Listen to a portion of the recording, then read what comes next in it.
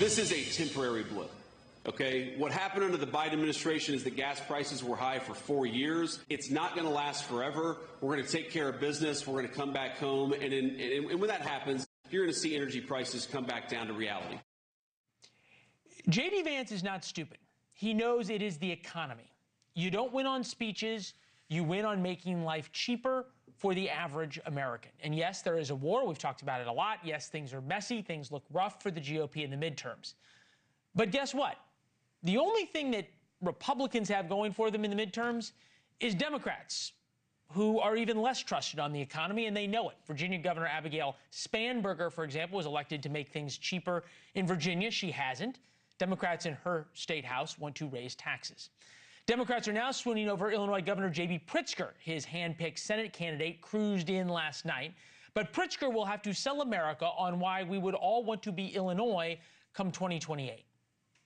He was not a candidate in last night's Illinois Senate primary, but you could say Governor J.B. Pritzkar won it big. Data shows Illinois homeowners are paying, on average, 24% more for property taxes. The latest report card on Illinois schools is out, and there's a mixed bag of results. Graduation rates are up, but ACT scores are down from where they were a decade ago. I do not get why this guy, my sources think this guy can be the nominee. I just don't get it. I have just one question for you, Illinois. Are you ready for the fight? Are you ready for the fight? Ryan Cummings, former staff economist at the Biden White House Council of Economic Advisors. Good to see you, sir. Thank you.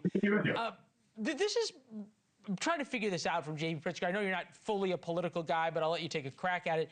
Illinois is run entirely by Democrats. It will definitely go blue in 2028. The Democrat is definitely going to win the Senate race. Who exactly are Illinoisans fighting?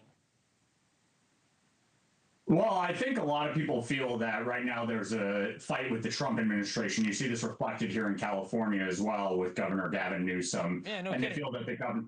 Yep. Yeah, no, I get that. I guess my question, though, is does most of America want to become Illinois? Yeah.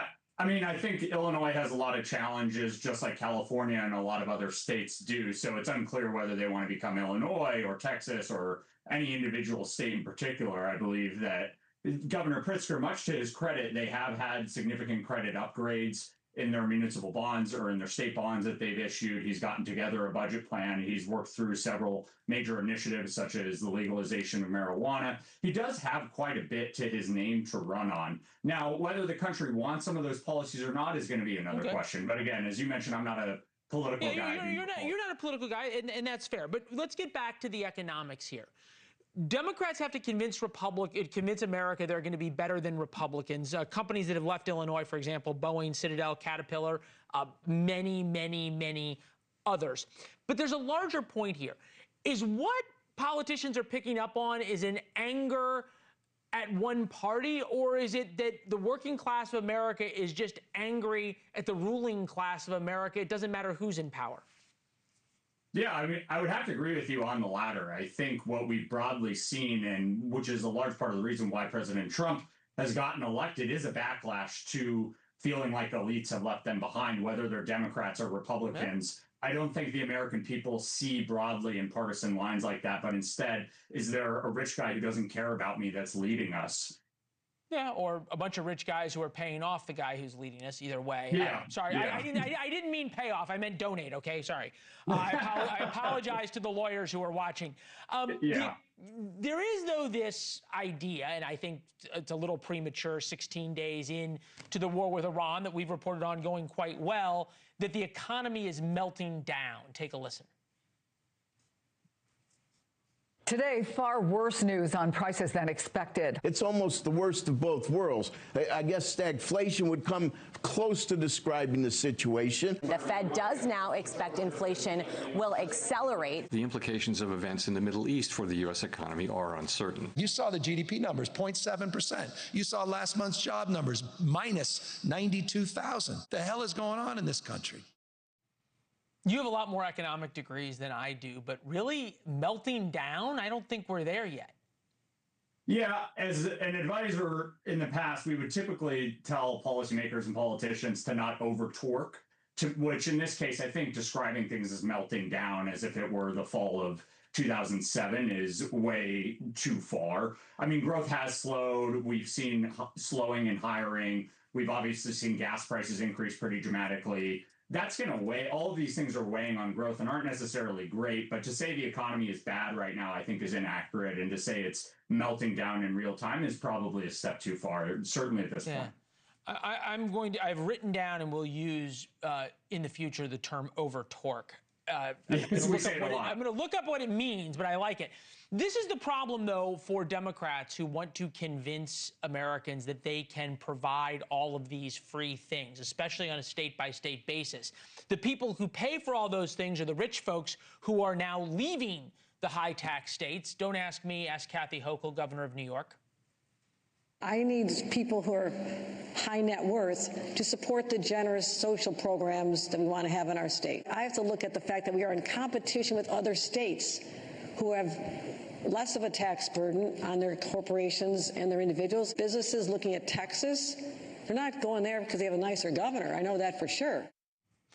The personality of the governors aside, now that there is becoming such a vast difference between states and the tax rates of states and the tax burdens of states, are Democrats going to have to reevaluate some of these problems as so many people vote with their feet?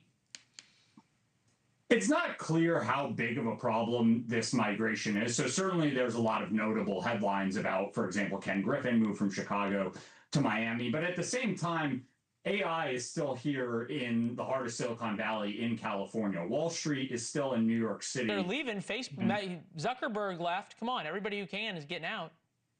So certainly, I mean, Mark Zuckerberg left and other, Sergey Brin has talked about leaving as well. But the businesses in which they control, those are going to be much more sticky. And typically as economists, we think about concentrated areas where there's a lot of economic growth. We use a very fancy word. It's called agglomeration.